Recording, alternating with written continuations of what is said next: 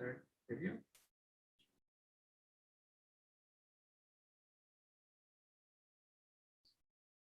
Well, you know what? Your laptop is.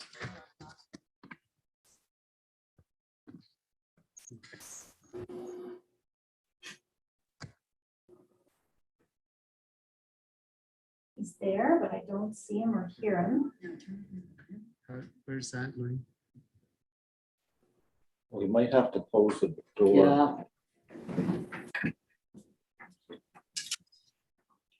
Yeah. Turn it to open.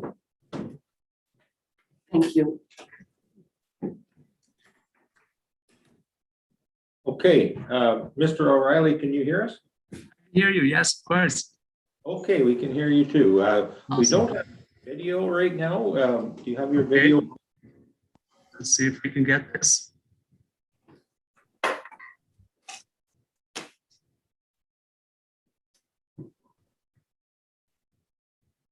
We're just trying to get this video going here.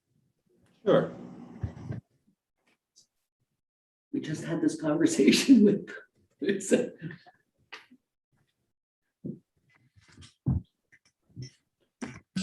I see you might be in a very bright location. Sometimes that hurts your camera. I did see some in and out there. Okay. Let's try. Do you have a big window or something behind you, Mr. No, O'Reilly? actually, you don't. I'm in my office here, so, I can see your hand going in front of the camera. okay. You can't see me though, right? No, and you should be on Zoom, be able to just faintly see you there now. The settings might be switched to resolution. He's ghostly.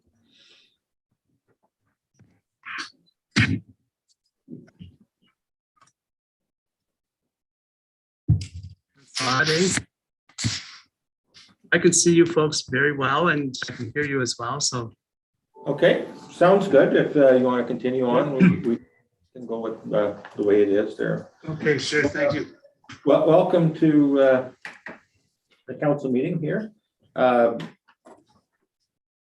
Barry O'Reilly, I take it is your name? Yeah, that's me, From the Tranquility Bay Cottagers Association. correct. You have the floor, mister.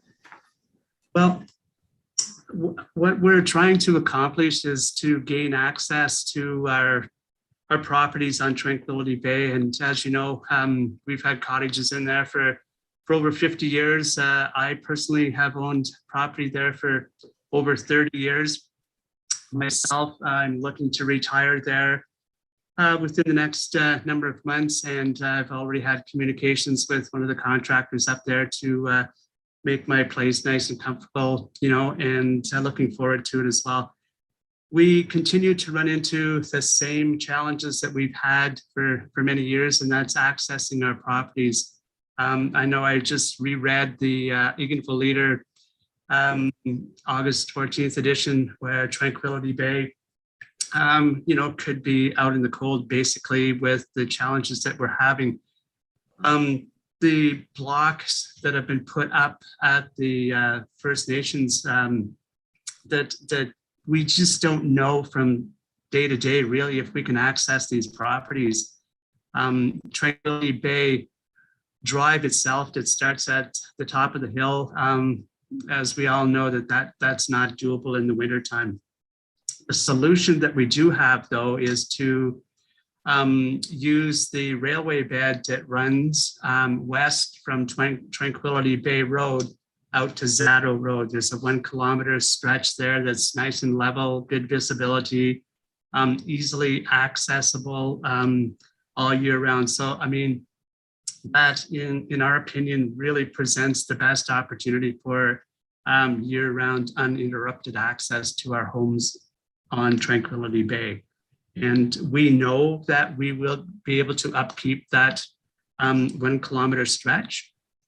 Should we be able to purchase that, we would take full responsibility to access our properties there. But really, we just do not see any other opportunity to be able to access our properties to be able to get access to those properties all year round. So we're asking to be able to purchase that 1 kilometer stretch and maintain it.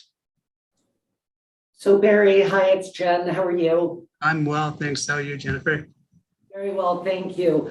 So I was just going to jump in and help you out here to let council know that Jason and Merv and I met with some of the members of the Tranquility Bay Cottage Association. Yeah. And Jason was kind enough to drive me in every direction. So one of the challenges, like Tranquility Bay right now is drivable, but it is treacherous. And I don't think that emergency vehicles would have a very good time going down that hill. Jason and I it was like an off-road experience he and I had. Then he took me to the eastern side that goes into the res. And it is a beautiful stretch of road. However, the band council has not allowed it to stay open all the time. So that's the challenge on that side. So the other way is to go to the western side, as Barry said, towards Zato. The challenge is that it is very narrow and is also used by Bontre, the snowmobile club. So there would have to be some sort of concession for them as well. That being said, Barry is absolutely correct. It is a flat piece of road. A lot of maintenance would have to be done to make it usable, because as it stands right now, when Jason and I were driving, I thought, God forbid we meet a car coming the other way, because there's nowhere to pull off right now. Like, it would have to be brushed back and made, an appropriate private road, for lack of a better term. I think that maybe Merv and Jason probably want to weigh in here, but these cottagers are all saying the same thing. They can work from anywhere now. They would like to upgrade their homes to make them 4-season. They made a lot of great points about access. And of course, we're all worried. Nobody wants to, bless you, nobody wants to worry about emergency vehicles, police, ambulance, or fire trying to get in to one of their properties. So that's my take on the situation, but I will leave it at that. Thanks. Yeah, and if I could just add to that, Jennifer, as luck would have it, the roads have been graded. Like Bontre, or the snowmobile club, recently has come down the track last week, and they were even on it on Sunday with the grader, and you would not believe the difference in that piece of road now. It's wide. Okay, so they've had a grader there. They've made 3 or 4 passes with that grader, and they've really pushed it back. So in fact, I was on that track on Sunday, and I met a vehicle and was able to pass. We were able to meet, and we were able to pass one another. So they've really they've done a good job as far as opening up that road. And I think at this point in time, I mean, it really speaks to us being able to take advantage really of the same opportunities. And I really commend First Nations. I believe there's about 7 properties from really over by the gas station, if you will, and to where the reserve ends.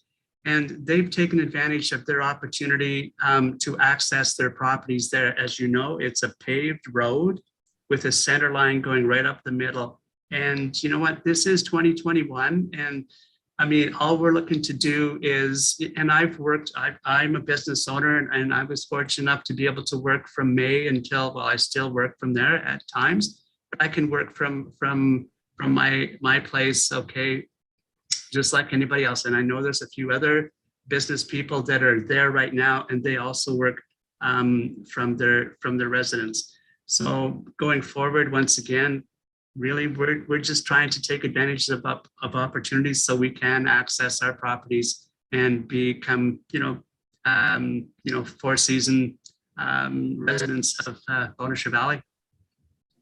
I actually spoke to Chief Jocko and they were able to access some grant monies to do that stretch of road. And it's very well done, I'll say that. So I also Yes. commend them. What's the issue? Why are if you spoke to her, what's the issue? Why they're not forthcoming to allow our residents have access?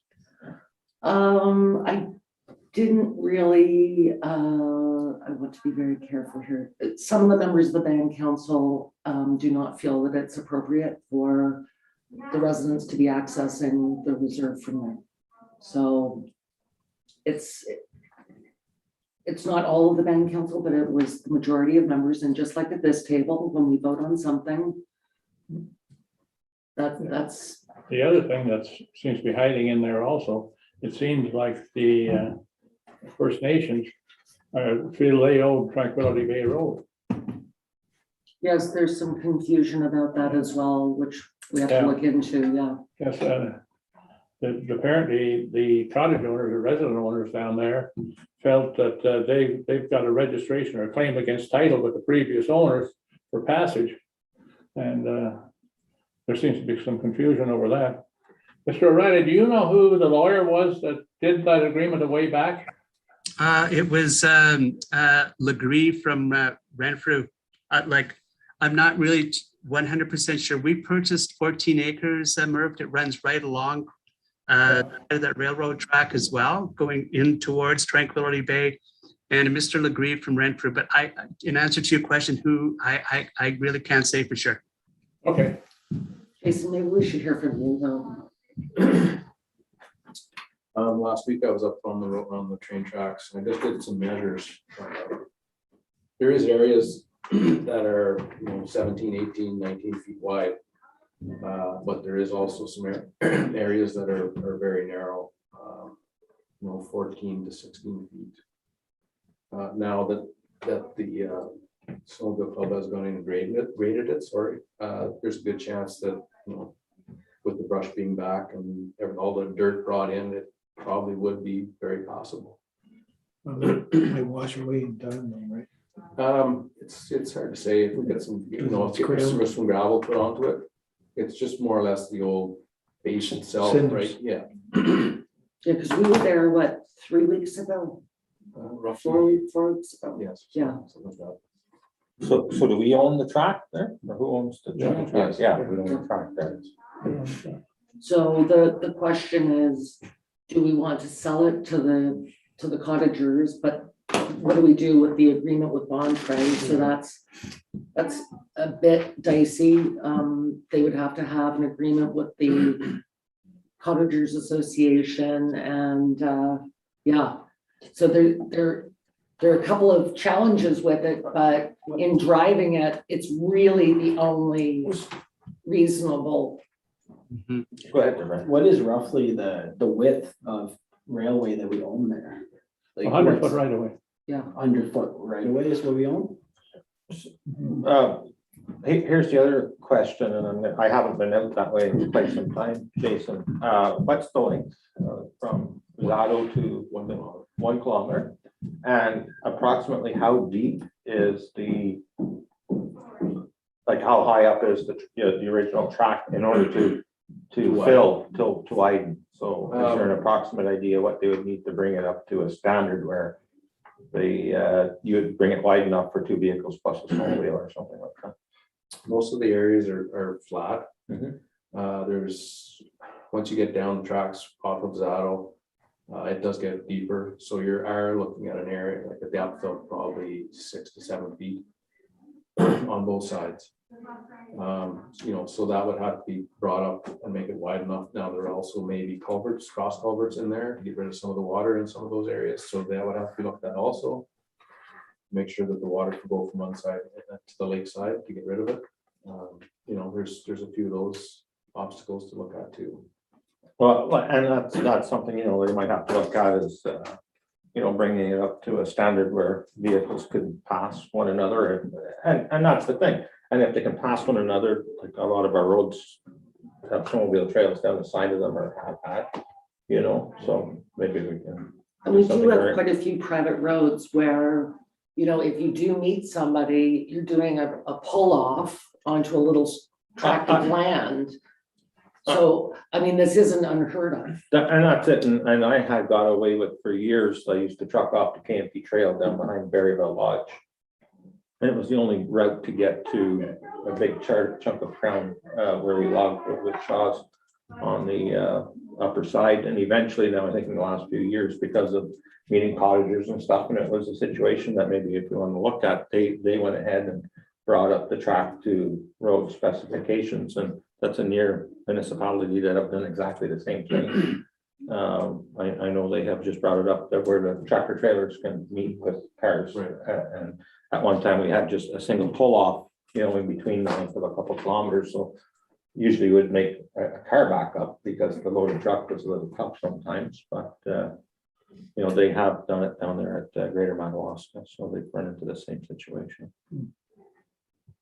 What's our contract, any obligation do we have to like Bontrae? Because did we not enter into some sort of long-term contract with the tractor just last year or a year before? Yeah, the year before, yeah. And that was for, how long was that?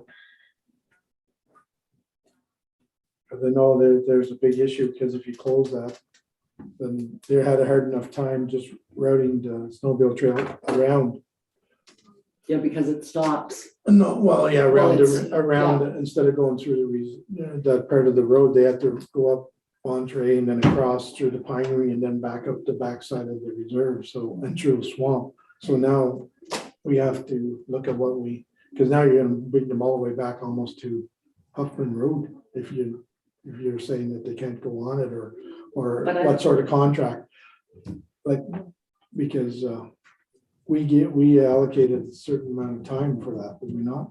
I Well, think. so is there an option, and I'm just spitballing here, guys. I know that there's liability and legalities and everything else. What would be the challenge with us allowing this group to do a little bit of road work, to leave the contract with Bontrae, but not to sell it to the association? And put up signs, vehicle traffic on trail. Again, guys, if you drive it, you'll totally understand that this is, So just one thing, like I know when we are logging on, and I've actually used snowmobile trails to log on and go with my tractor trailer, and we've all cohabitated the same chunk of real estate before. So it's not that it doesn't happen, right? Right. And if it's a flat chunk of ground, they don't have to sand the jeepers out of it in order to be safe either. It's, you know, if there was a hilly situation, but it's railway track, it's flat. That's flat. So they don't have to, because that was always a big concern with a lot of the snowmobile clubs too. We would sand a lot of our bad hills on some of the hills that I was trucking out of because you needed it. And of course, that just rips apart the snowmobile parts. There's fires and runners and such. But rather than make the snowmobilers make a special trail in the ditch or whatnot, just have them sign there for that kilometer. that's sort of where I'm going with it, Murph. But if we're looking for daily use, then the snowmobiles probably aren't gonna wanna have like a gravel road to snowmobile on there. They aren't gonna have their depth from their little Caterpillar machine. So like just because if we're looking at daily driving, then it would have to be like accessible for emergency vehicles or anything, right? But the thing is, it's only a kilometer stretch. It's not like, you know, like I've seen us go in on, 10, 15 kilometers of snowmobile trail at a time for any given winter. You know, they can still navigate it, and if they leave portion of the site, the only thing is that it'd have to be brought up a little bit wider. Yeah. And that's what the whole situation is, right? They'd have to invest in a good chunk of widening it so that they could safely do so. Yes, that both could travel. That's right. Without- And one vehicle and a snowmobile is all they really need, or like, The thing being, you gotta be careful if we're gonna keep ownership and get them to do work on it, then it has to be up to our standards, because if not, then you're opening your door up for a huge liability. So you can't really do that. Well, we provide the insurance for the trail as well, did we not? That was last year? For what? No? No. Oh, Bontrae does, that's right. Yeah, they It's provide the all- insurance. It's all done by the Oh, okay. Ontario Federation, that's not. Thank you. And if Ontario you have something, Federation, and they're also, you'd have to, Bontrae would have to talk to them. They have rules on the sides and stuff. But if you have 100, Traffic. I guess it depends on the portion, like how much of the road, if it's the full 100 feet or 66 and leave 33 for the other, or like depends on what the solution is from the association, I suppose. But the road's not that wide, like you're saying, 16 feet, and there's spots down closer to the water there. I bet you it's closer to 10, 12 feet where It's it drops 12. off. You know, because I've driven that with snowmobile, I've driven it with the truck, I know the trails, so there's a little bit of work involved if you're gonna make it wide enough for, Almost as wide as the Hertz Creek Bridge. yeah, that's what we're gonna have to do. Too soon, too soon. And that's had something like that. I just wanted to let you know that there's a 60-day termination clause in our agreement with Comtrak. Okay, Okay.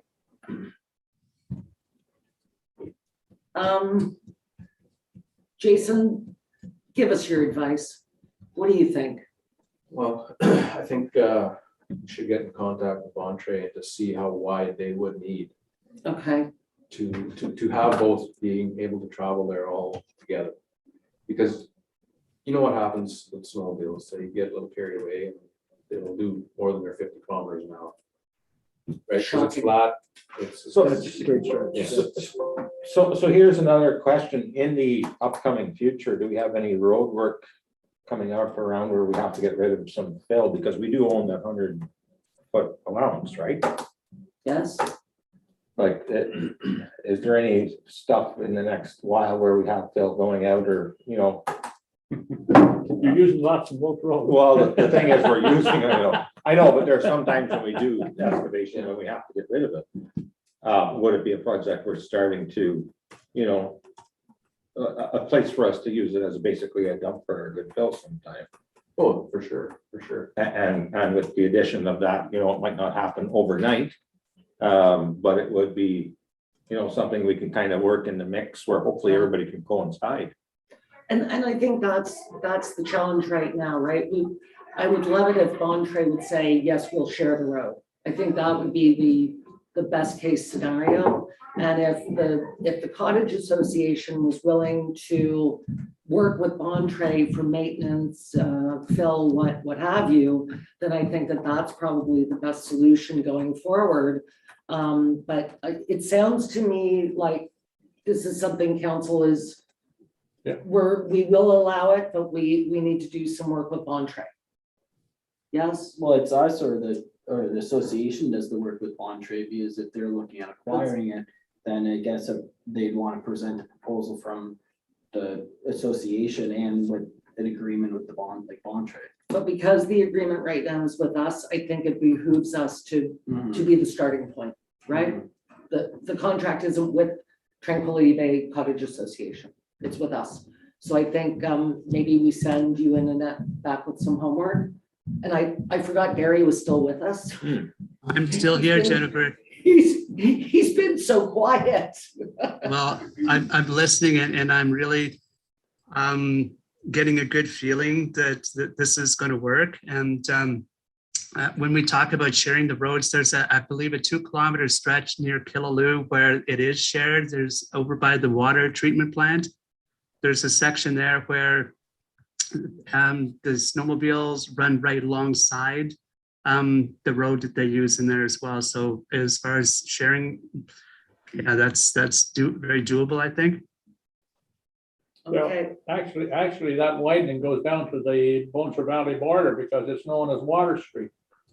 oh, really? Yes, it is, because that's how somebody got a building permit, Oh, the one, because the the entrance, one person that's out on an island of their own in The in home- Montshire Valley, but they're not. the home is in Bonser Valley, but the road is in KHR. HR, that's right. And I've driven down to it. It's a road right down to the Bonser Valley border. Yeah, Yeah. you can do Yeah. it.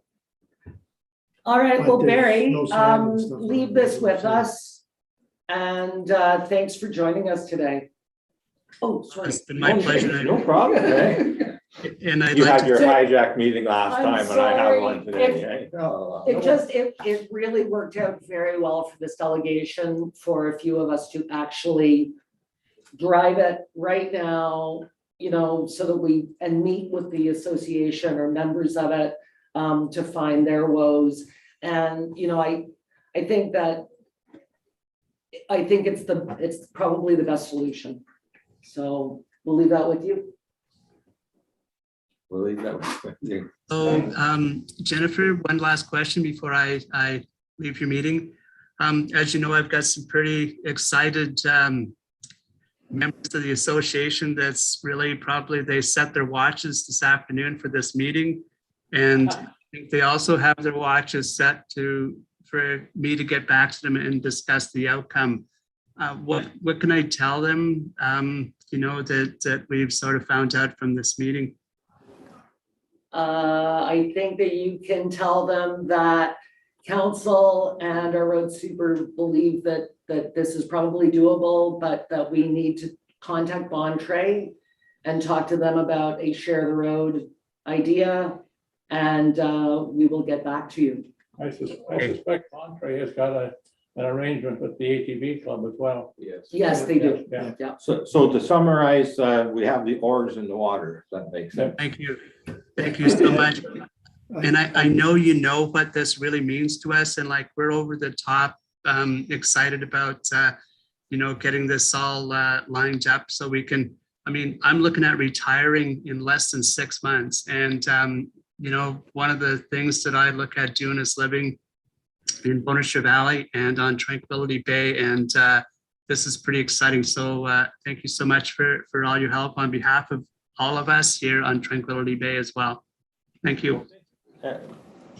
I think we have to caution on selling it until we know. Yeah. That's right, and that's. It might be something that Bonaire Valley might have to just take on, and then Jason will have to look at what the cost to bring the road up to are reasonable standards, and then go back forth to the association and see if they're willing to kick in some money to this. And like I say, this is basically putting our oars in the water. We haven't made any assessment yet on the absolute end direction yet until we have further information as well. But as far as it goes with, I think, a preliminary hearing, so to speak, we have, we're heading in the right direction. I think so too. Yeah. Okay, thank you very much. Thanks, Barry. Mr. O'Reilly. Okay, bye for now. Well, can't find anything on the OFC website. Thought I'd have it on. With the So, I do have Daryl's on the agenda for 1:55, and is Daryl going to be with us today, Annette? He is not with us on Zoom. Okay. I don't know if he's out in the. I don't see Daryl out there. No way. How did you want to go about this? Did you want to leave this till the next meeting? No, because I believe he wants to move forward With with the the mixer. the mixer, Yeah. which is the main portion of his report. So all of the information is in there. Yep. I don't know if council has any questions on it. I can certainly try to answer them. Most of the information is there, but yeah. And I was involved in sort of getting out of our old mixer and into the new mixer. So I might be able to answer your questions if you have any. Usually if Daryl asks for something or needs something, it's usually Yeah, me. well, So, that's been going on for quite a while. Absolutely, The so old one it's and not, raising and not- This isn't a luxury. no, No. no, It's been going I, on for a while. This is the mixer that you're talking, the mixer up in the Water tank. water tower Yeah. that broke and froze last year. right? Yeah. So this is, That's correct. this So is the refurbished, new mixer that's not going to freeze anymore, even though we're not, because we don't cycle the water, right? That was That's the biggest issue. that's correct. So the previous mixer was a passive mixer, and that was recommended because I think it was a cheaper option. However, it's not surviving our Canadian winters.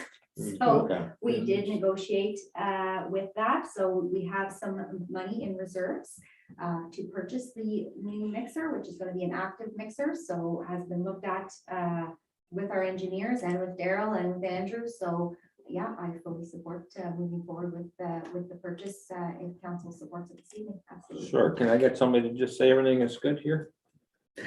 I'll do it. Everything's good. Okay, there. Thanks for Daryl's report. So, if there's agree any with other you, Daryl. questions along with that, everybody's good, okay. No, I agree with you. When Daryl asks for something, it is not a luxury. No, and then we've seen that from time to time again, so. Next up is our Public Works. Jason. All right, so number one on the list is Manning Road has been resurfaced. It was done 2 weeks ago. It turned out really good. Went very quickly. They were in and out within 6 hours. So that's one step forward. Wolf Road, we will be doing some work on that in the future. It'll probably have to be done before spring. Yes. Because spring is gonna flood the road. Yeah, yeah, so we'll definitely get that done this fall. Appointment of children playing signs, they've been ordered and they will be installed very shortly. Okay. Good news. Thank you for that. I spoke with a resident that owns property on Broadband Road, off of Lake Pier Road, about bringing the road to a point where it is more accessible. So I was on the road, I drove it. It's passable to where the PCB dump is, if everyone knows where that is. Yeah. There. From there, another 1.1 kilometers, it is very narrow. There's banks on each side. It's, you know, a half ton is passable. And then you get to the creek, which runs from Lake Clear, or from, 512 through to Lake Clear. So there would have to be some significant size culverts being installed. And I couldn't get past the rest of the road to see what it was like. It was impossible up the creek, so. So is this something for budget next year? Well, it's something like every other concession road that hasn't been maintained. If the property owner wants it brought up to a standard, it would be up to them to, you know, do the work, come and consult with myself and then go from there. Like I'm talking like 2 culverts at least, 5 feet in diameter. Sounds like there'd be a lot of gravel too and stuff. Yes. Yes, because where the creek is, that would have to be brought up to a height to cover the pipes. And, Yeah. And then, like I said, imagine there'd be quite a bit of water runoff. up there, too. there is quite a bit, yes. So I measured the bridge at 512. It is 9 feet across and about 6 feet deep. Can I get you to hold? Can you Yeah. do that door again? Thank you, Jim. So it, you know, it's going to take some significant fill to continue that roadway through there. Plus, you know, the brushing and the widening of the road where it's narrow, where the banks have to be taken away. You know, so there is significant work. There isn't a resident in there then right now. No, there's no one in there at all. Why do they want it up? There's some, I believe it's to get access to a chunk of property that they want to sell. So that'd be their responsibility though, is it not? Because it is, Yes. isn't it a seasonal road or what? It's seasonal, but it's not maintained. Oh, okay, that's where I got confused. Sorry. yes. My apologies. When you said concession, I was like, oh, Yeah. that's not what I was It thinking. is Okay. on the concession. Yeah. But like I said, it's not maintained. Okay, it was an unopened concession at one time and Yes. somebody just packed their way back till they got a road where Yes. to the property. So there was culverts and stuff in there at one time, was there not? Or There a was bridge? there was an old bridge in there. Okay. The bridge is washed. It was washed out. Then. So right now, there's no residencies in there, there's There's nothing. there's nothing, okay. So you met with this guy, he asked to meet with you, is this how this transpired or what? Yes, And it was just through a phone call, Jack. And he wanted just for you to Go ahead and fix it. fix it at our cost. Oh. Yes, Oh, okay, yes. so. All right, so you I've explained things to him. explained Yes, stuff to him the way it is, okay. yes. so is this property that he wants to sell, is it landlocked? Well, that's the only way in. Well, just because you wrote to a point where it's more accessible, Well, but like I is the said- property accessible at all? By 4-wheeler. Oh, okay, There's not ideal. someone spent some time and built a little 4-wheeler bridge. Please go Okay. across it. Yes, but that's it. How long is this road? Roughly, To where you meet Dunnigan is about another 0.4 kilometers. so but the total length of it would be that he'd have to do some work on? About 1.5 to 1.6 kilometers somewhere there. Probably a significant amount of work. Yes. And, yeah, okay. So we don't know if he's gonna do it or not. I haven't heard back. All right. All right.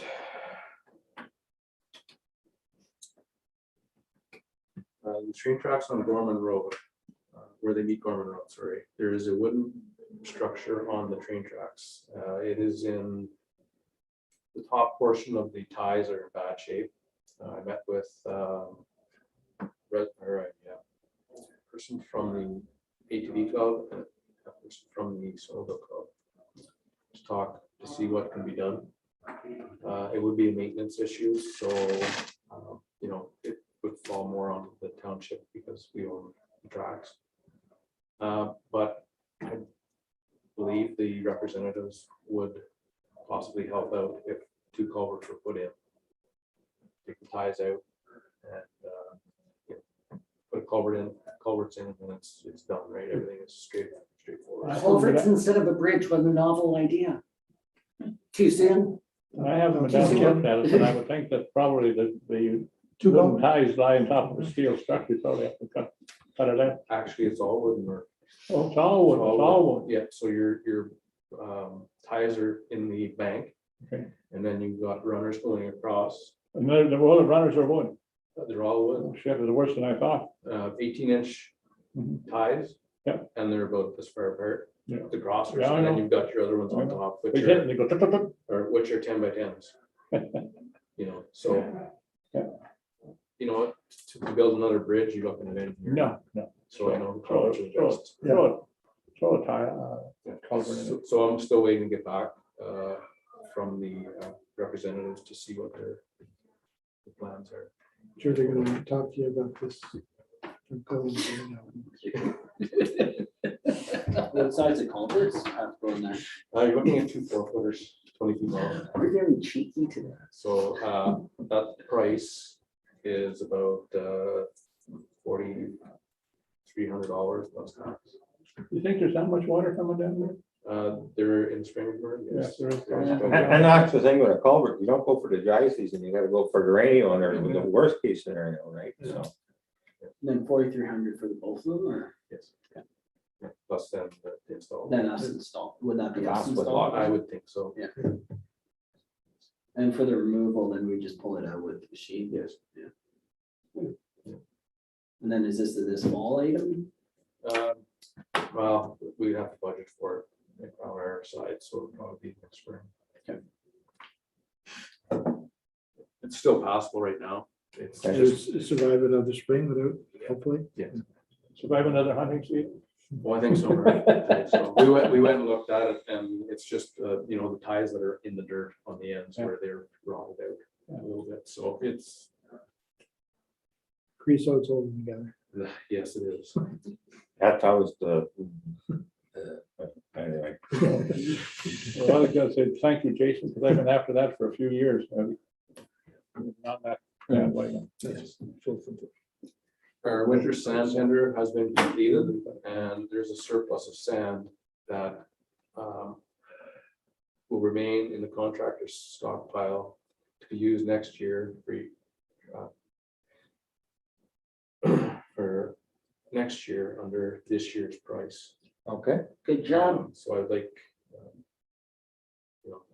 I feel that that's a better way to go. Sure. We save some money in my end, that'll help build a new sand shed if that when it goes ahead next year. When it goes ahead next year. I like your confidence. Well, it's the best, right? Yeah.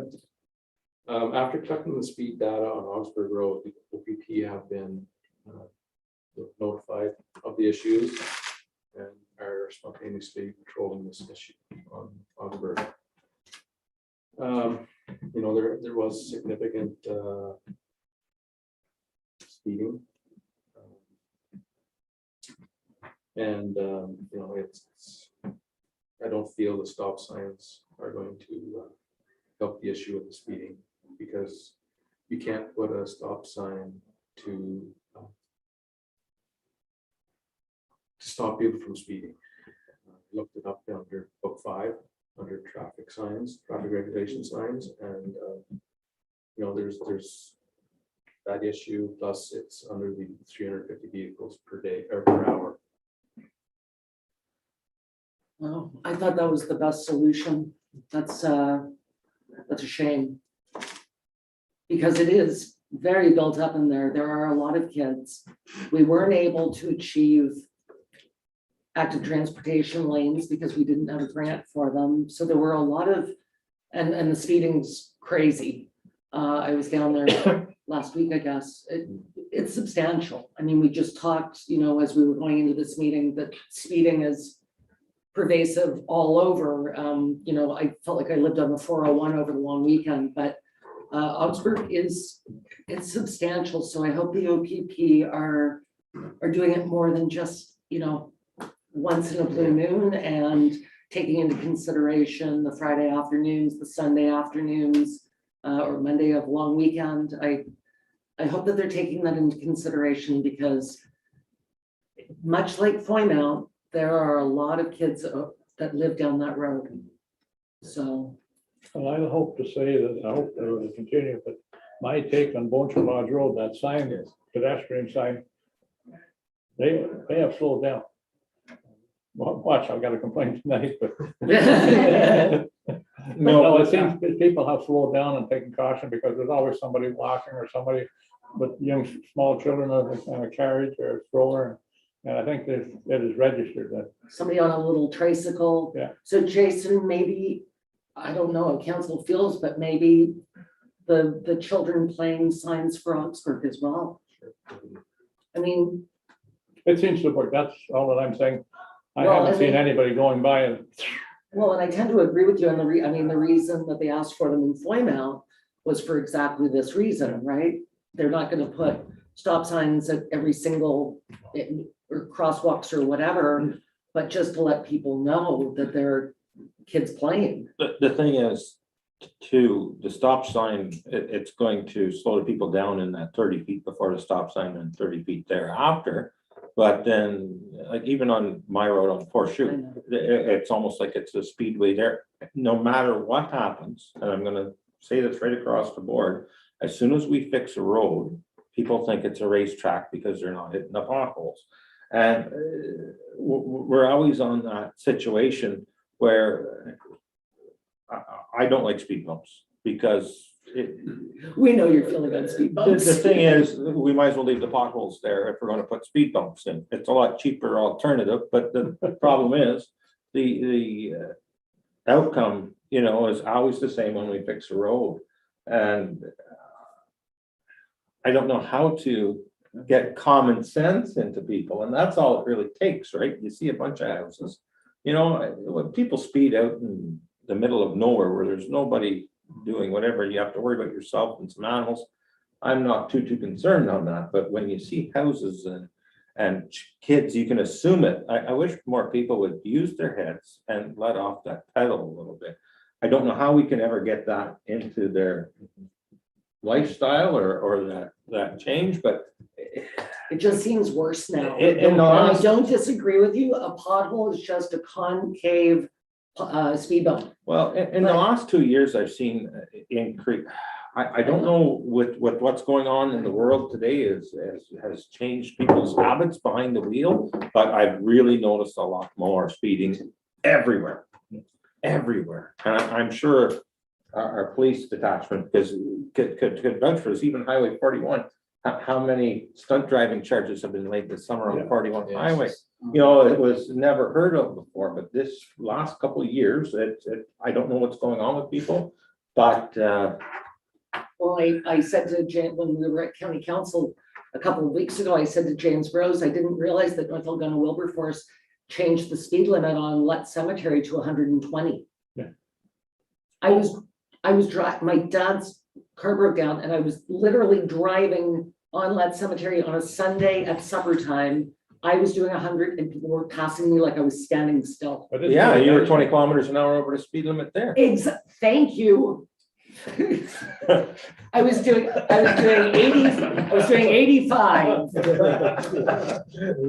Anyway, Speaking of Oxford Road, Jason, any date on their asphalt?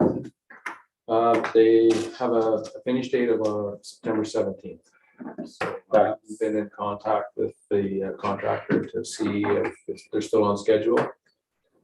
But So what do they expect the lay time for that? Because that's gonna be 2 coats, right? 2 lifts? one Oh, 1 left? 150 mil left. 1 left. I think about 2 2 days? 2 days. Oh, yeah. So if they're not out there by the 15th, we'll know. That's right. Okay. There was something that popped up after I had submitted my report. Hydro is looking to put a underground hydro line across Water Street to where the new buildings or new houses are being placed, right across from the solar panels. Yeah, I saw Oh, that yes. going up in there. And that's on this side of the new pavement. Yes, Okay. yes. Yeah, I just wanted to make sure. Underground, no Underground, hydro, yes. yeah, it's so much better. It's the way to go with our storms. Do they have to dig or will they Well, I just really torpedo? Pembroke that's Torpedo. mandated, Oh. no hydro pool.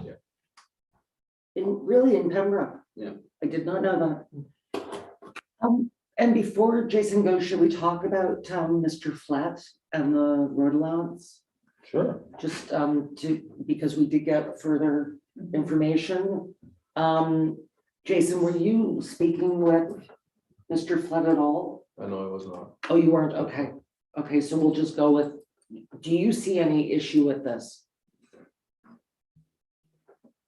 With keeping it with the township or by selling it? Or with selling it? Yeah, either way.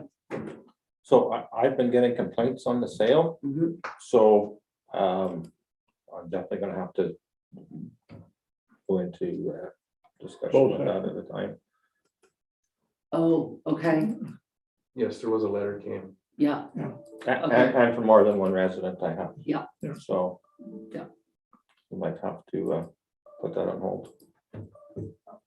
I just have the concern from the other adjacent landowner, because there's only the 2 landowners on either side of the road.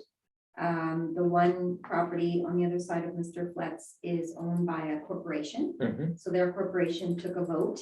And that's the email that I passed around to council before this meeting. So they would oppose it and they would like to leave it as it is. Mhm. And they are entitled to their 33 Yes. feet.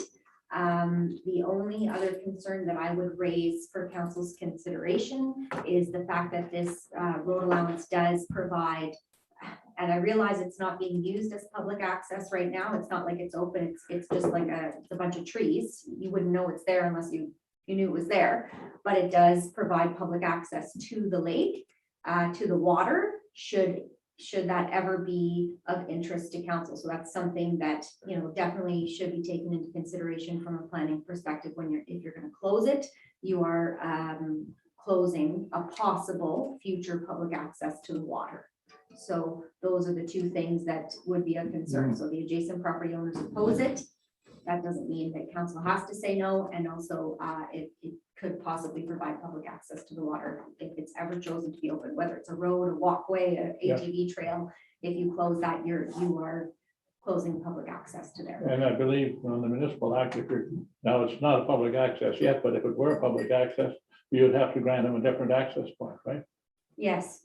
So we don't have that at this point, but it's a consideration. If ever, you never know what future growth or whatever could happen in the township. So it is something to consider. Right. Do we have any idea why Mr. Clark wants closed or why he wants to buy? No, he did not give any indication as to why he wants to buy it. He just would like to buy it. And when we did discuss it with his neighbors and, I did have that conversation with them as well. And They opposed it. they opposed it and they also have he didn't really explain why he wanted it Okay. there, but I'll refer back to his letter to see what was in there specifically. But I think the fact that it has access to water, that's no sense. Why don't have that? Able to open it.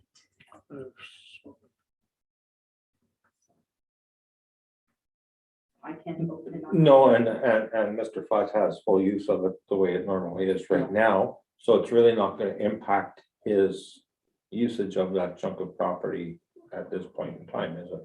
If we do exactly the way, go status quo is what I'm saying. Okay. So, Is there, what is it, just a brush trail down there? Is there a road down there? What's down there now?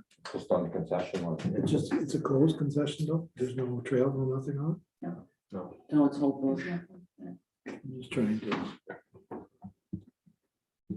Having technical difficulties finding things today, eh? no, I will find it here, just, I'm trying, I had the map here and it just doesn't explain what's on it, if anything.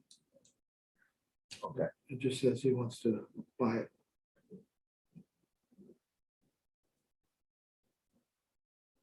We're gonna, you wanna discuss this further, you said, or what do we? Well, I would like to. I don't know.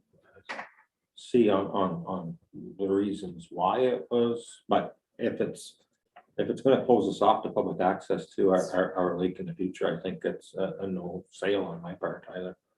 And Murph agrees. Yeah. Well, and it was just in the last day or so that we're, now we're getting some traction from some of the neighbors in the corporation, so I'm leaning that way as well.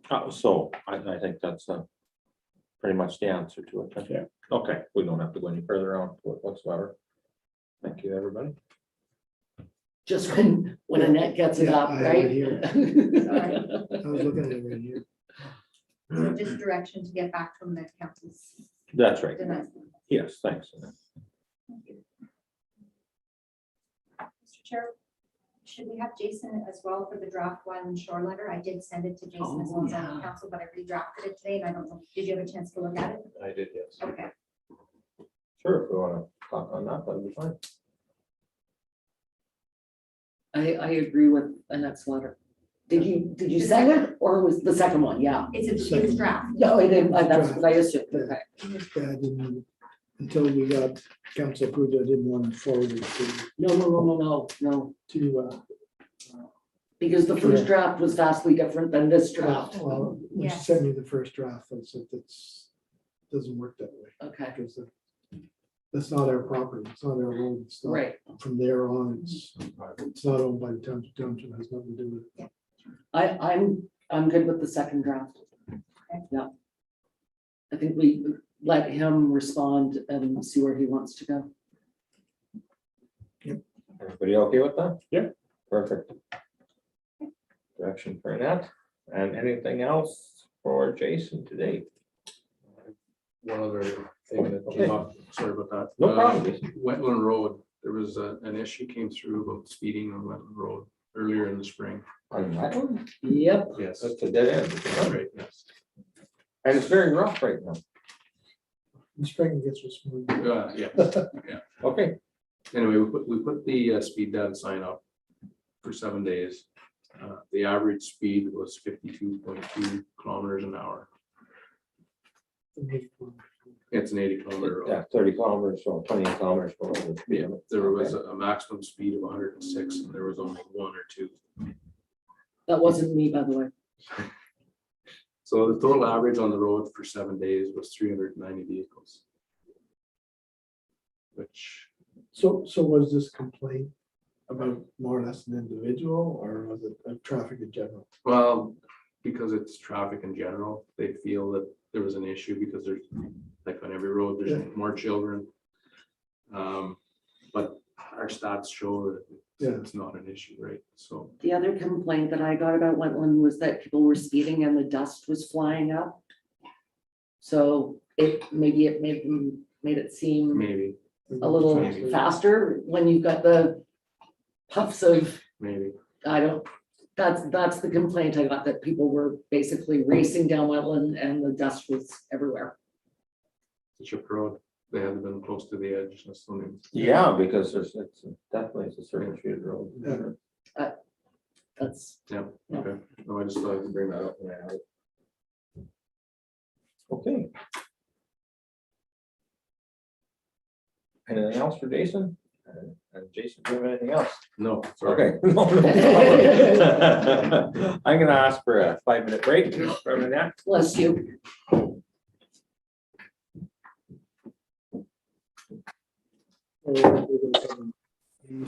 they have to do some work, log work before they come and do this, right? You have to The go. contractor. You wouldn't dare grade it with calcium on it and then the hard surface and they really speed. Yeah. That's, We have calcium bit though, just to keep it tight and make sure it stays. so this is gonna, how much is gonna impact with the buses now? Because we hopefully we wanted it done before that. Yeah, we did. We're just on a 5-minute break. I guess Jason, for the one property that wants like their private road upgrade or whatever, I guess it would be the exact same, so he's planning on selling it, then just make sure that realtors know that if the new owners want to bring it to our standards, then That's right. I'm sure we have a simple letter, email, that we're gonna get asked this time and Yes. time again in the next bunch of years, because everyone who has any type of property is gonna try to sell it. That's the same thing he's talking about. If we're gonna do, for one, Basically, if we're gonna upgrade that, then there's lots of good roads that we can upgrade. they're gonna have to come up with, and that's another thing, they're gonna have to absorb that cost, right? Yeah. Whatever, if there's problem there or however. Yeah. Association. Sorry about my idiocy. I did not understand the Robin Road thing. I should have asked you before the meeting. All right, so we'll just take a 5-minute break then. Yeah. Oh. Waiting or what?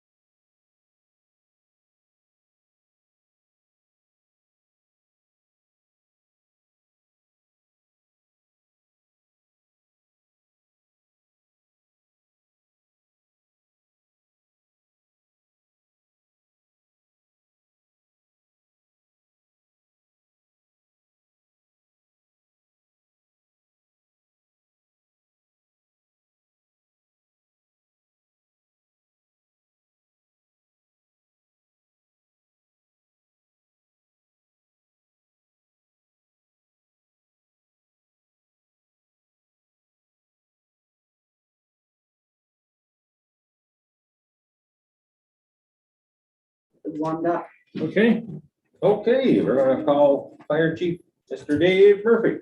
Are you there, Dave? Oh, he's up there now. I'm here. Everything going well? Yeah, everything's going well. It's been a bit of a, I guess, a bit of a quiet month with people on vacation and that kind of stuff. But we've the last week or so we've ramped up doing some inspections, and we'll continue to do that in the next little while before cold weather. At least some of the more important spots I want to capture for our new program with pre-planning and that kind of stuff. So I want to make sure we get a good chunk of that stuff done before winter, because it's a lot harder to get out there and deal with that kind of stuff then. So no, but things are going well. We're still under a level 1 burn ban, and I think we'll maintain that until we get some significant rain. I know we've had, especially yesterday, the amount of storms that rolled through and threatened it didn't really produce anything. And I've done a few walks around the township, and it's pretty dry out there yet right now. So once we get some rain, and the evenings are a little bit cooler, I'm sure we'll be in a good position to lift the ban. But haven't had a lot of people really wanting to burn right now anyway, except for campfires. And I have surprisingly, I've had quite a few calls about people that want to burn, want us to come out and visit because they want to do a burn actually in the snow, which is kind of nice to see that people are, maybe it's the fires out west that are kind of backing people off from burning right now. But to see people wanting to do it when there's snow on the ground is kind of nice that they're willing to wait for that. So happy about that for sure. One thing I noticed too, Dave, in the last few weeks, we've had a very significant dew amount every morning, and I think that's keeping from going into any kind of worse situation right now. You know, the humidity was bad, but you can't walk anywhere in the morning for 2 hours without getting wet feet. So it's really keeping the moisture on the ground, which hopefully is helping you guys out. Yeah, and I think the cool nights are helping that, Tim, as well. You know, the cooler it gets at night, I think the heavier the dew is going to be moving forward. So, you know, I think we're in pretty good shape. We're, like I said, nobody's really knocking down the door to get permits anyway. So we'll make sure it's the right time to lift the ban. Another thing I want to do as well is I want to reiterate what a great resource our Homewood Health program is through our VFIS. I know I talked about this before, but anytime we have a particularly bad call, just to remind council that that resource is there for us day or night. And I know a few people I've heard that have used it and with great success. So I think it's well worth I think it's $25 a person per year to get 24/7 access to somebody on the other end of a phone when they might be in a bit of a bad spot after a bad call. So I appreciate that we're able to offer that to our staff members. So that's good to know. It's comforting to know it's there and everybody has access to it. So the Chiefs are meeting, county chiefs are meeting tomorrow night with the Winter Games Committee. The Winter Games Committee has reached out to us to do a presentation and hopefully get some volunteers out of all the departments in the township for next spring or next winter, I guess. So we're going to see what they have to say tomorrow. But I think considering everybody's been cooped up for so long, I don't see a problem where there'll be fire staff and being able to get out in the wintertime and help with this event, assuming it happens. And I think every department is willing to chip in a little bit to help with the volunteer portion of it. So that's looking forward to that meeting tomorrow night. That should be good. So on the Ontario Winter Games, we should know better, I would say, in the next 3 weeks. As the chair of budget or chair of finance, the only thing we've spent money on so far is the website, knowing that, we may have to pull the plug in October. We're hoping not. But I'm really happy to hear that the committee is reaching out, or that the chair is reaching out to you guys, because I think that there's a role for you with emergency vehicles and helping out with paramedics, et cetera. And we know that going forward, we are going to need a lot of volunteers. I know that a lot of people haven't volunteered yet because we're sort of in a holding pattern, but I'm happy to know that at least the fire chiefs of the county are knowing. And the dates are actually the last weekend in February and the first weekend in March 2022. So, and it's all around the county. So I'm just gonna do that as an update in my mayor's report. Oh. So. You might as well So- continue.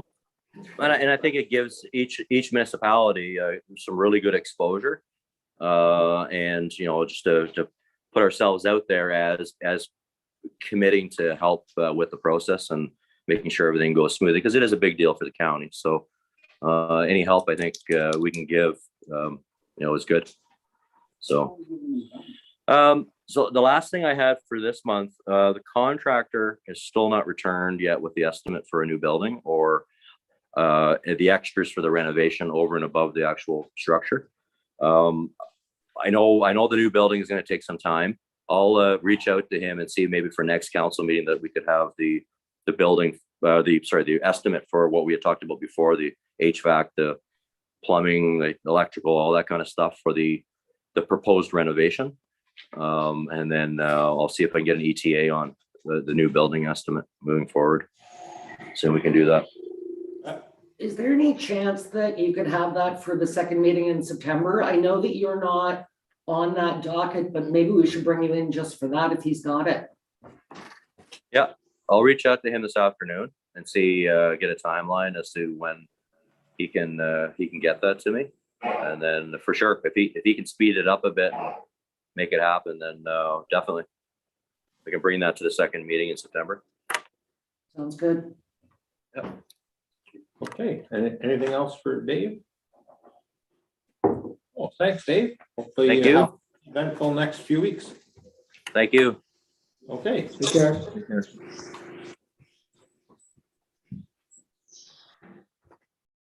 So, moving right along, we'll slide down to correspondence A.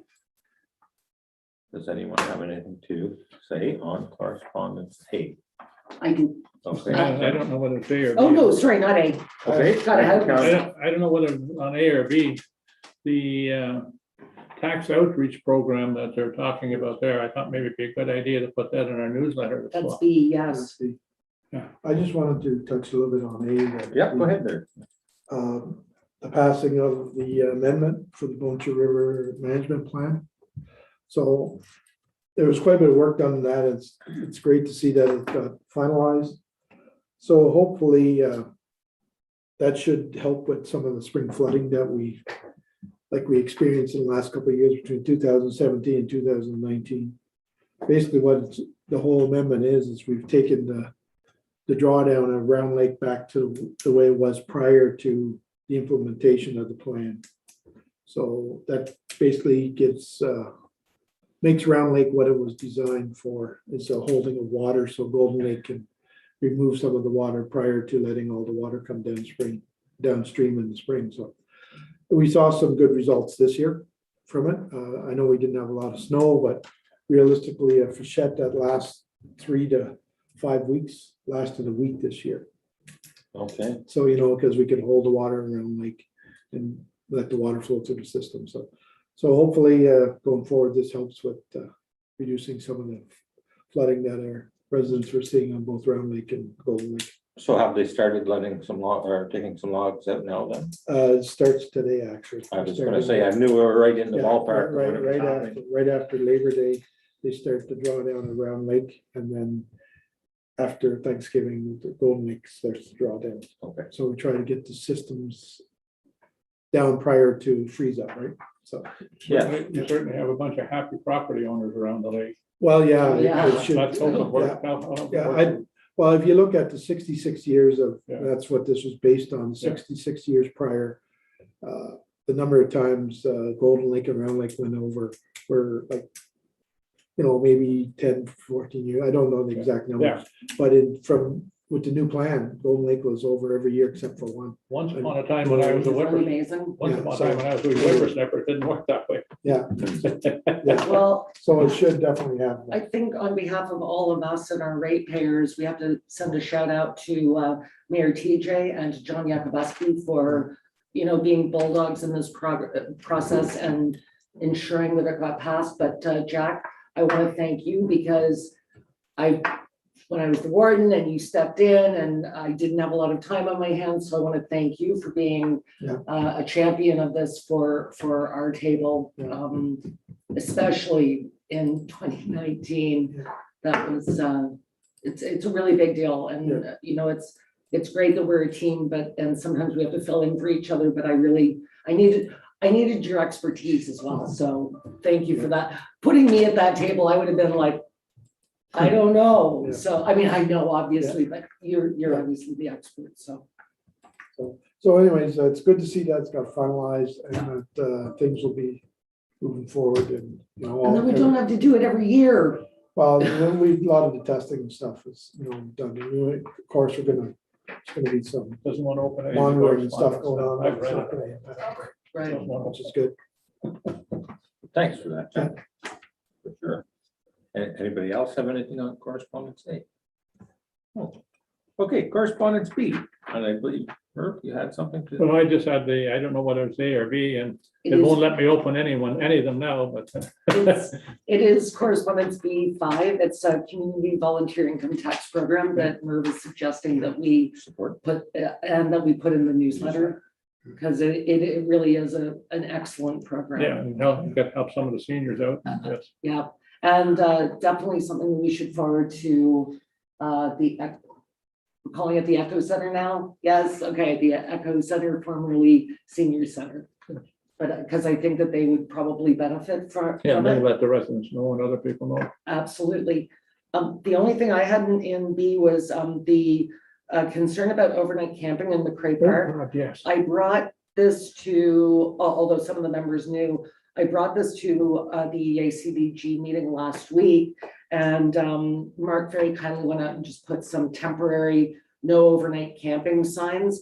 The concern was that on 2 nights occasions, there were 5 RVs there. And the concern, of course, is that it's going to turn into tents and God knows what. bonfires and stuff So- like that. So I got thinking of this and I was looking at the pictures and I've had to, and you know, my occupation, I'm on the road quite a bit. And I also like to travel a lot with an RV. And it is sometimes very hard to find a place just to pull over and go to sleep so you can safely, Oh, no. you know, have a place to, or, you know, you're not causing accidents on the road. I think if we can kind of follow Walmart's guideline where like you're not supposed to do any hard docking, so to speak, with a generator fired up and legs down. But if someone just pulls over, you know, on the side of the road at night to catch a few winks, like I've seen, these were all just regular RVs. Yes. You know, I'm not going to object to that. If someone starts setting up awnings and using it as a campground, now we have an issue, right? Until it hits that point, like I say, at Walmart or whatever, you're more than welcome to do so as long as you don't lower your legs and set up like a campground, so to speak, because it is very convenient with the washrooms there. And that's something that has been hard to find. I understand that it was sort of a hybrid. Some of them were just pulling in, as you said, Mhm. you know, it was late at night, they pulled over. Others were habitually using it as a campsite. And so I think that there was some concern about that. But I think the biggest concern was that all of a sudden there were gonna be tents and bonfires and, you know, barbecues and that kind of thing. I see Annette has a suggestion.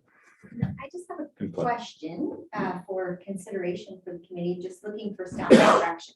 So we did put temporary signs up, which are going to be taken down. So from a staff perspective, direction we're looking for is, are we putting up permanent signage? Do you want it to just say no overnight camping, but like it's not a no parking zone, so you could park there?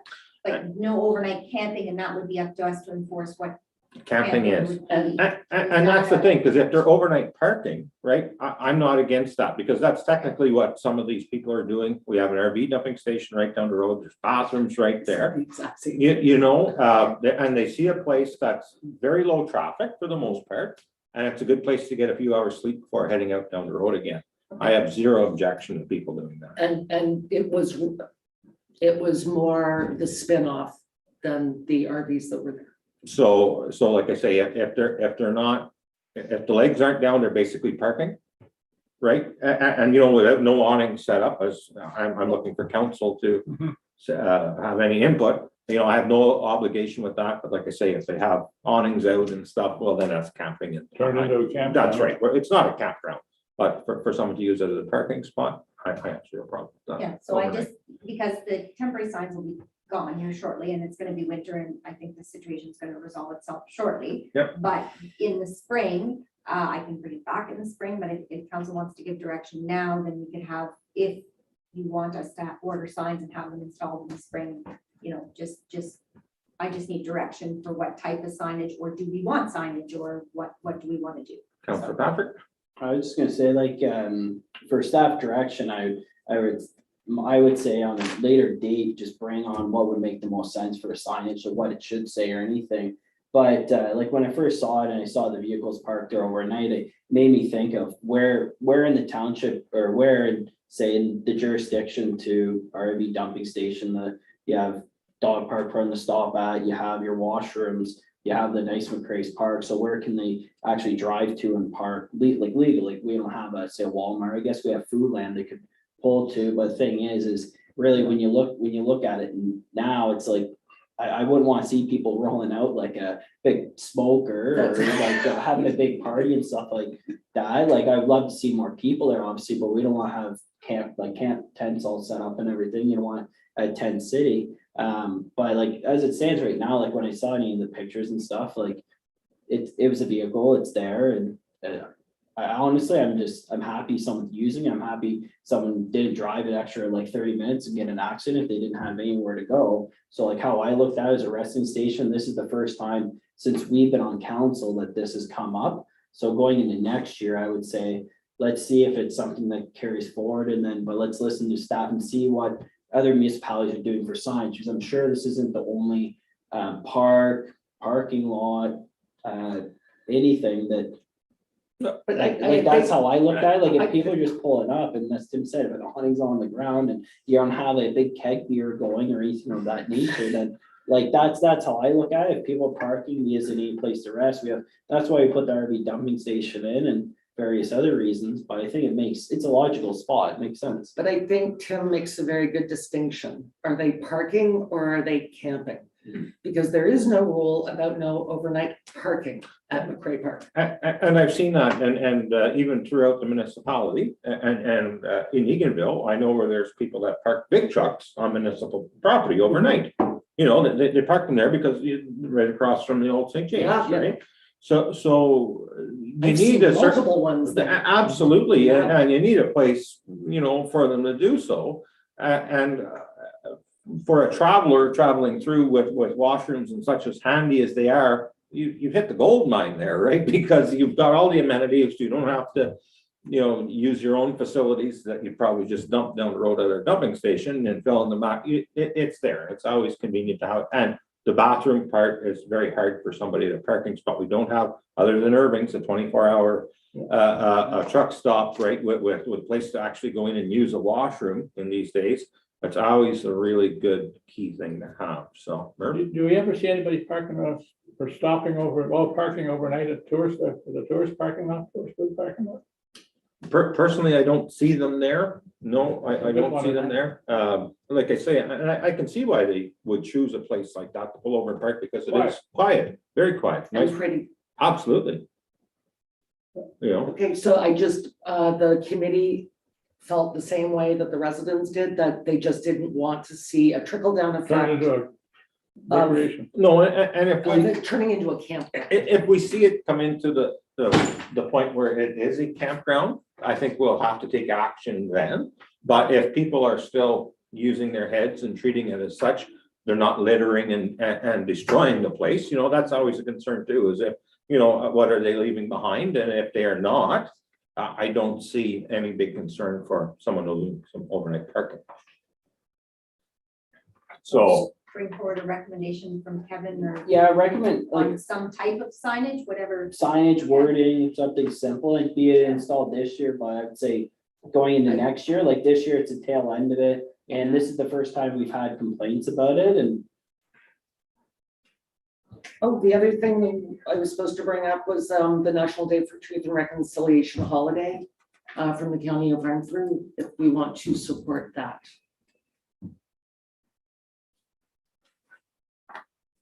are they, Did you read it? Yeah. Apparently it says you're not compelled to unless, depending on the wording of your contract, right? Well, I think the idea was, Do we want to add another stat holiday? that's Yeah, That's exactly, basically what it is.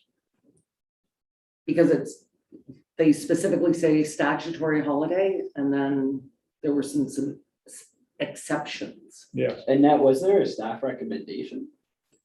So both the collective agreement and the HR policies of Montreal Valley state that if any new federal or provincial staff holidays are declared, that staff will, that we will.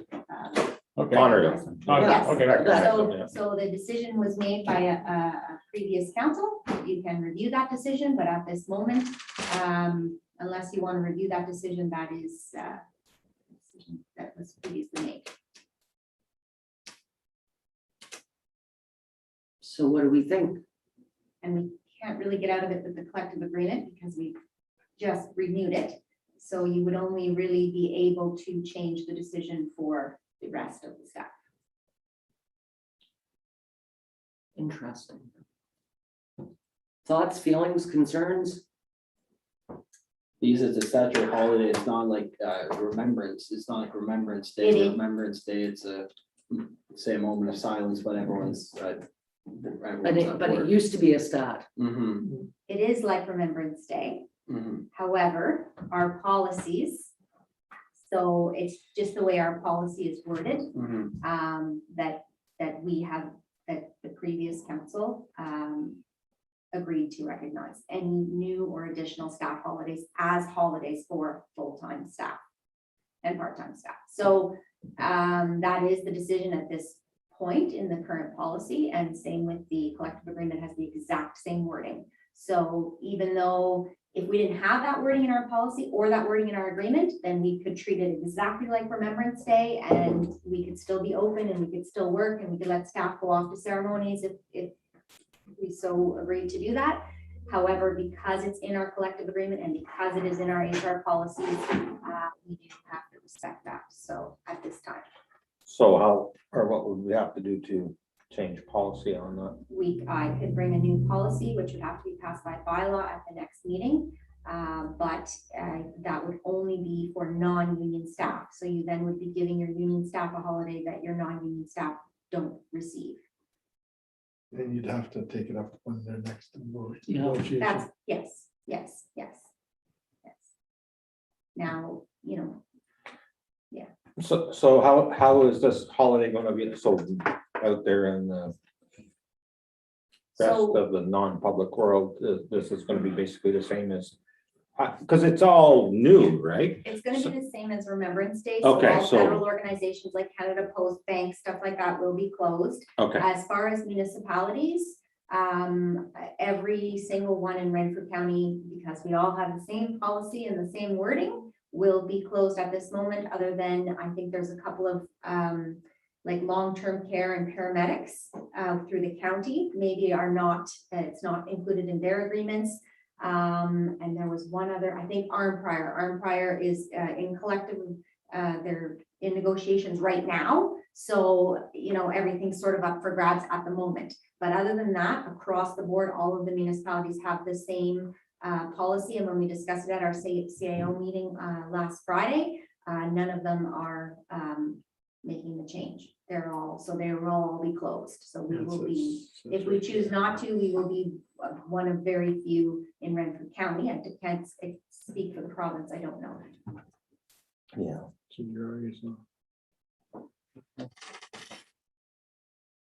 what do we need? We don't need to do anything because Oh, unless it's you want to agreements in change place. the policy, Oh, okay. unless you want to change it. Here. But it may be something in future that we, when we review our HR policies, perhaps if any additional, if we could add some wording, like any additional staff holidays will be recognized, but staff will lose a floater day, like just if that's something, Something I'm not saying that's what council would like to do, but if you're thinking, There's we're options just for gonna keep discussion. adding days, well, there's something that we can, if the province or feds add a day, we have the opportunity to take a different one away. If that's something, I know this doesn't happen very often, so, I think Family Day was the last one. Yeah, so I was Since just gonna say family, that. since before family, day, there was. So how many times is it gonna happen? I don't know. So, but that's, it's not in there now, but maybe a wording to look at for the future. So. Anything else on correspondence? No. Now, mayor's report, or was that already done? Did you miss it? No, it was just, I know you were giving a portion of it there. Oh, yeah, sorry. No, I've got a lot. Oh, I attended 19 meetings and 5 events in the month of August. okay, we got 10 minutes. Okay, I promise. Okay, then I'll just do the highlights, okay? Yes, I'll just do the highlights. The biggest highlight of August was, of course, the AMO conference. And even though it was virtual, the conference was incredible. Some plenary sessions that I went to were the MPAC assessment is being postponed for 2022 again. Just so we're all aware, we don't know when MPAC will do a reassessment, and this will have a very severe consequence on our ratepayers. So, question, are they gonna play catch up when they do it?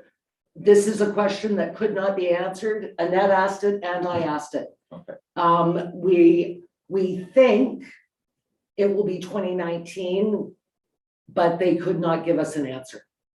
So it's, Because that was 2016 was the last one? yes, it was, yeah. Yeah, well, So, especially in this area, it's gonna be massive impact. well, and again, the consequences of the housing boom, right? So now you've got a house that was formerly, I'm just throwing out numbers here, a house that was formerly $150,000 has now just sold for $350,000, and they're now being assessed at a new rate, and the tax rate that they purchased at is going to be vastly different than what it's going to be.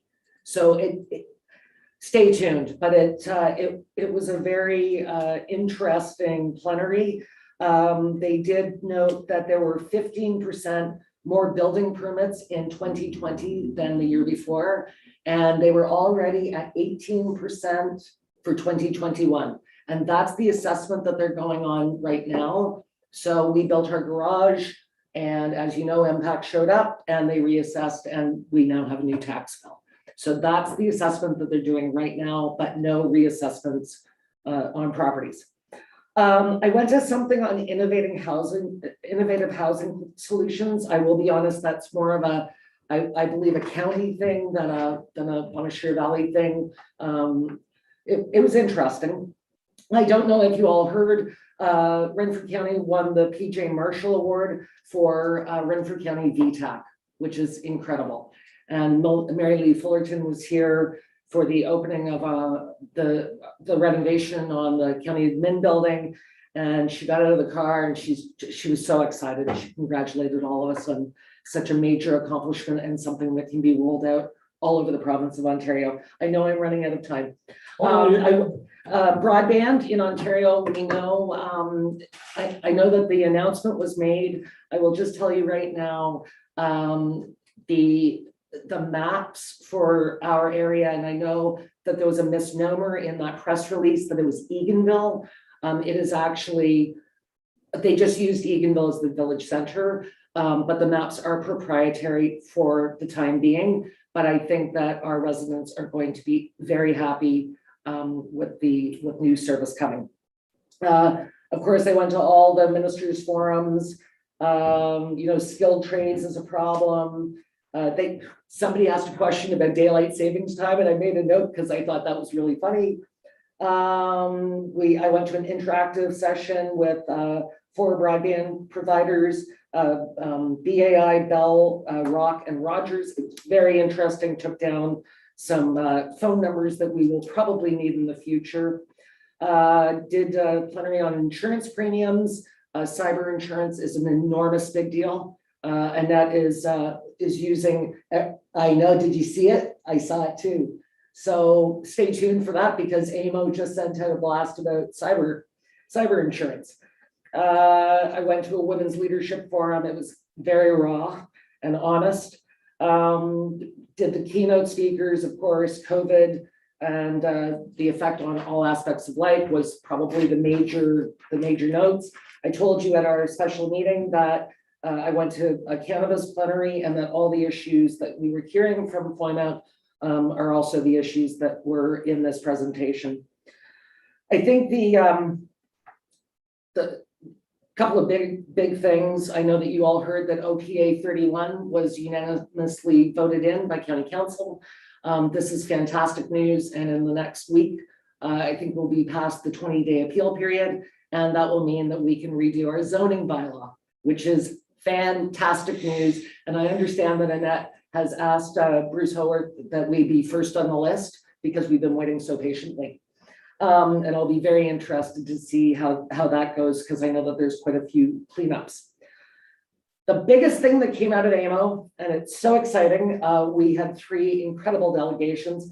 We had a delegation with Caroline Mulrooney, the Minister of Transportation, about transportation in our area. Of course, we don't receive provincial gas tax funding, except for a little bit that helps out with Sunshine Coach. But she agreed, and it was such a great delegation. Annette's in touch with one of her staff. I did not realize that Metrolinx actually has community grants for transportation. So we'll be looking into that. I know that, we've lost our rail line, we've lost Greyhound. So this was a really, really, really good news story. We also had a delegation with PA Jim McDonnell from Municipal Affairs and Housing. I think, as Jim said to me, that I scared Steve Clark off because I've asked him about reporting. This would be the 4th time.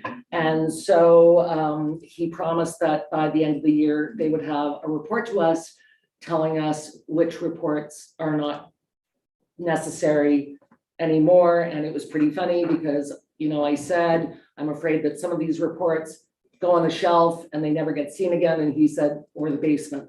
So I thought that was a pretty Filing reports will tell you don't need a filing report. That's right. And Ministry or MPP Atabuski joined us in both of those. And I've known Jim for quite a while. I worked with him on OPA 31 when I was the warden, and it was lovely to see him. It's always a pleasure. I think the biggest success we had, and I am really excited about it, we met with the Associate Minister, Michael Tobolo. And Minister Tobolo is under the umbrella of the Ministry of Health, but he is the Minister for Mental Health and Addiction. And so I got to present what we were doing right here in Bonnechere Valley with our rural and remote mental health and addiction initiative, and also the Renfrew County Planning Table, and got to show them the postcard. I don't know if any of you have seen it. A very low-tech way of telling people where they can get help at a moment's notice and different age groups. So we were trying to figure out, what was the best way to get stuff out for people that might not have great internet or just didn't know how to use it. And so this is fantastic. He was so interested in what we're doing. He is joining our meeting by Zoom next Monday. So this is an enormous big deal. They started rural and farmer mental health. They're doing 3 pilots for it. And I was so interested in it. Minister Tobolo, you're only supposed to get 15 minutes, and I think we got 27 minutes with him. So this is very, very, very exciting news for our little committee.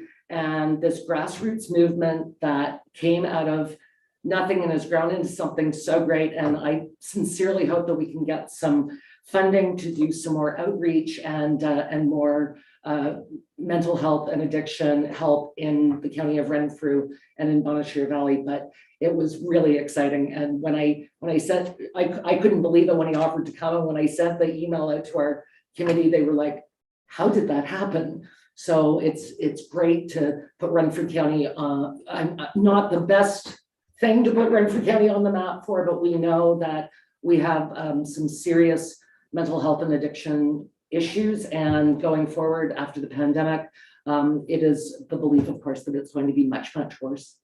And that's my report. Well, now, How'd I do? Right on 10 you minutes. did well. You did well. But I just Try it for want 9 next time. to tell you a little secret. That was a joke. That a couple of years ago, when Caroline Monroe was Solicitor General, I welcomed her to our riding and gave her some maple syrup and a pen. So reminder of that when you want to fight. Were you at the bar in Pembroke? Yes. Yes, I was there too. Yes, she's a lovely woman. It was funny because I've met Minister Mulroney on several occasions, and Jim McDonnell and I would say are pretty close as terms of acquaintance friends goes, but I had never met Minister Tobolo. And I said to Annette and to his staff prior, I said, I'm kind of nervous because it's so weird, I've never met him. And when we got on the call, he said, it's so strange that we've never met. So I thought that was kind of funny that he thought the same thing, but let's hope for the best, guys. So I will have more on that in my next report. Oh, the other thing I did want to say was I know that the EORN gig project, sorry, Tim, I know that the EORN gig project was not accepted and that they are sort of piecemealing out these projects. I just want you to know that I have an EORN board meeting on Thursday. And, we are pivoting. We're going to make sure that everybody is, stop grinning at me, that everybody is. I was just thinking every minute we go over on this one, I'll take it off the next one. Okay, that's all from me. I'll report on ER next time. I'm sorry. I'm kidding. It was just, No. AMA was so good this year. I don't know, it just felt very successful, didn't it, Annette? Yeah. Did you have anything to add? No, you covered it all. It was yeah, and you guys saw the amazing briefs that Annette provided me that I didn't read, thank goodness. I delivered, I didn't sit and read them to the ministers, and that's sometimes what delegations do. Oh, It doesn't work as well as just the one-on-one. I thought we all just didn't read them.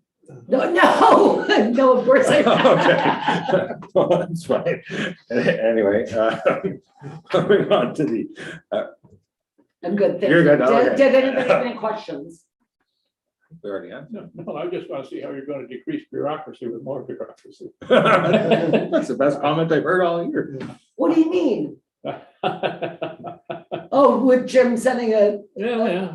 well, what Annette and I have offered to Minister Clark over and over and over again, if you give us the list of 422 reports, we'll figure out which ones are duplications. Just stop selling, just stop sending some and see how long it takes before somebody asks for it.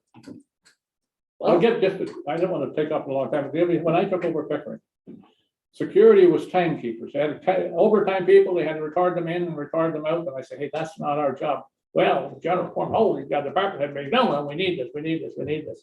So one day there was a dispute and I went over to payroll and said, well, take it from the file. Well, why? But I said, what do you use the files for we bring over? Oh, at the end of the month, we throw them in the garbage and start a new one. So anyway, that year, I said to the guys, we're going to keep overtime records over the Christmas, New Year's holidays because we have people coming in for snow removal. But on January 2nd, for God's sakes, don't tell anybody, we're stopping. And from that day till I retired, nobody ever asked for the damn things. No. Well, I mean, it's no different than the community safety and well-being plan. It was due months ago. Yeah. Right?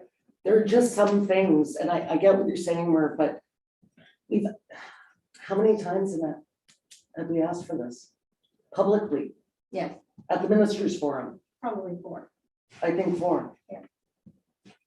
See if you stop sending, if anybody even misses us, you're not sending them anymore. I'm gonna be down to 4 minutes for my Yeah. next report. We'll just skip it.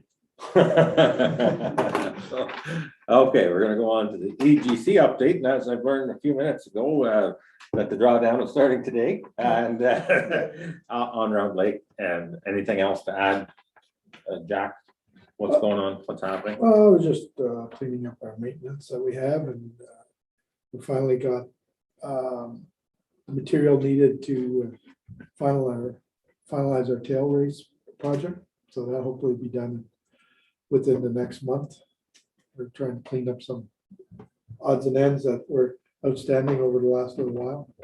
So we have maintenance on our 3 units that he's in the process of doing right now, and then, like I said, the tail race project. I've been working with McIntosh and Perry, and we're going over an asset management.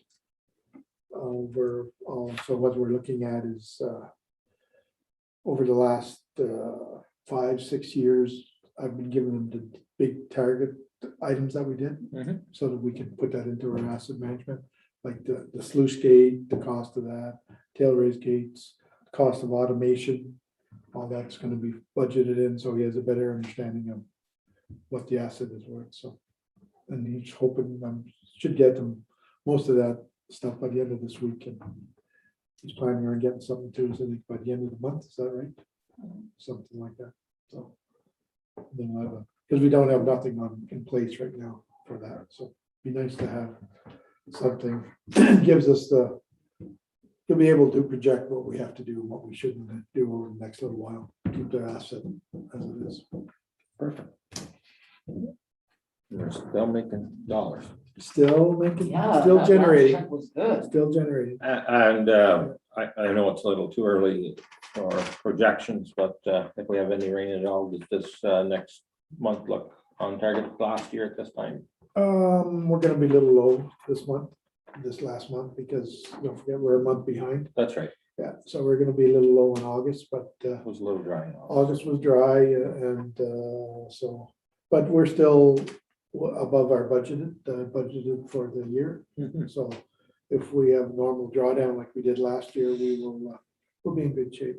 But we'll surpass our budget amount for sure, so. And the nice thing about it is now with the tail race gates, you don't have to shove everything down just to do maintenance on one. Well, that's what I mean, right now, we're one's running and we don't impact, We keep the money coming in while we're doing work. we don't impact our contractor that's working in water, right? Whereas before you had to shut down and bypass water, so that gives us the ability, if we do have a major problem, that we can do it any time of the year. Anytime. I isolate the unit and just have one unit down instead of all 3. No, fantastic. Yeah. Anybody have any other questions for John? Okay.